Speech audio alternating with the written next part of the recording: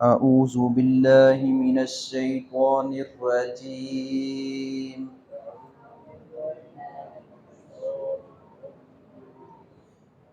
بسم الله الرحمن الرحيم.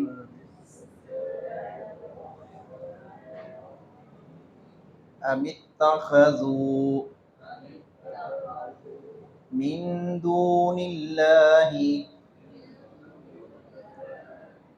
شفعاء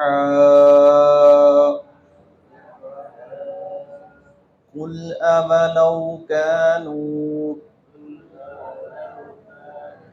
لا يملكون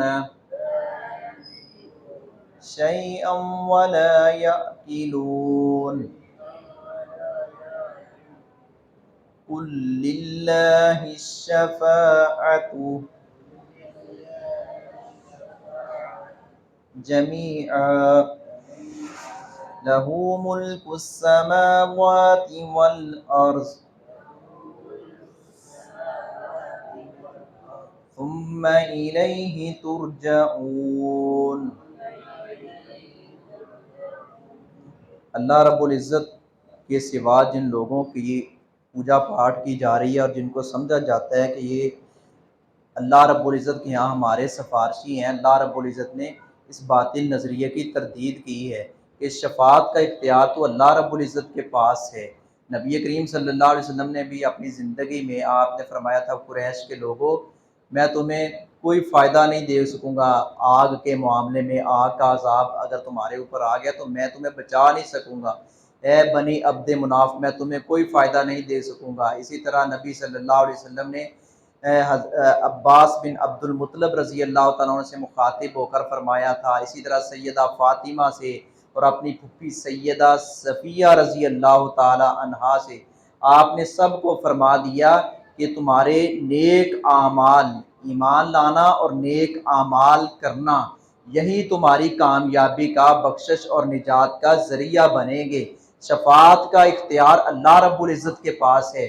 اللہ رب العزت شفاعت نبی کریم صلی اللہ علیہ وسلم سفارش کریں گے، لیکن اللہ کی اجازت کے ساتھ۔ جہاں جہاں جن لوگوں کے لیے اللہ رب العزت اجازت دیں گے، نبی صلی اللہ علیہ وسلم اللہ کی اجازت کے ساتھ، اللہ رب العزت کی مشروط ہے، یہ اس مشروط ہوگی شفاعت کہ ان لوگوں کی شفاعت کرنی ہے، فلاں کی کرنی ہے، فلاں کی نہیں کرنی۔ دیکھیں ابراہیم علیہ السلام کو روک دیا گیا کہ نہیں، اپنے باپ کے لیے دعائیں مغفرت نہیں کرنی، تو حضرت ابراہیم علیہ السلام جد الانبیاء ہیں لیکن روک دیا گیا۔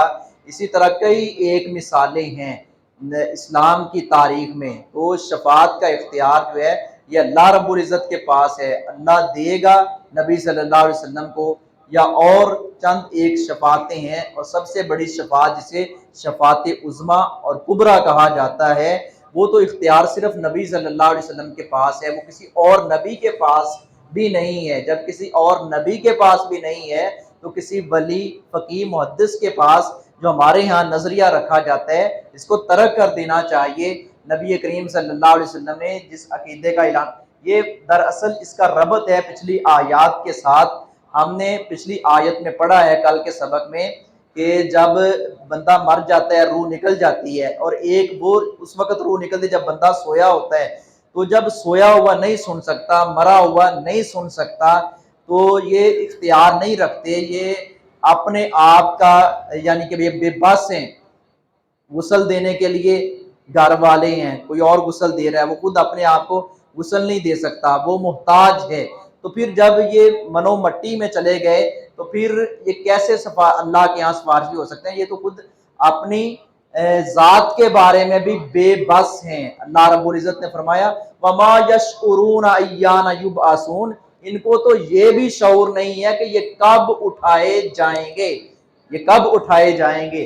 ام اتخذوا، کیا انہوں نے بنائے ہیں، من دون اللہ، اللہ کے سوا، شفعاء، سفارشی، کیا انہوں نے اللہ کے سوا سفارشی بنا رکھے ہیں؟ کل، آپ کہہ دیجئے، اولو، اگرچہ کانو وہ ہوں، لا یملکون، نہ اختیار رکھتے، شیئن کسی چیز کا، ولا یعقلون، اور نہ وہ عقل رکھتے ہوں۔ تم نے ان کو سفارشی سمجھ رکھا ہے، اپنی طرف سے تم نے ان کو سفارشی بنا رکھا ہے، اختیار یہ رکھتے نہیں ہیں، یہ عقل بھی نہیں رکھتے اور ان کے پاس کوئی اختیار بھی نہیں ہے جن کو تم نے سفارشی اللہ کے ہاں سمجھ رکھا ہے۔ کل للہ الشفاعت، کل آپ کہہ دیجئے للہ اللہ ہی کے لیے ہے، الشفاعت سفارش، شفاعت جمیعہ سب کی سب، ساری کی ساری سفارش اللہ ہی کے لیے، یعنی اللہ رب العزت اجازت دے گا۔ من ذا الذی یشفع عندہ الا باذنہ، آیت الکرسی جو ہم ہر نماز کے بعد پڑھتے ہیں، بڑی فضیلت ہے۔ اس آیت میں اس بات کو واضح کیا گیا، توحید کے مسئلے کو اچھے طریقے سے سمجھایا گیا ہے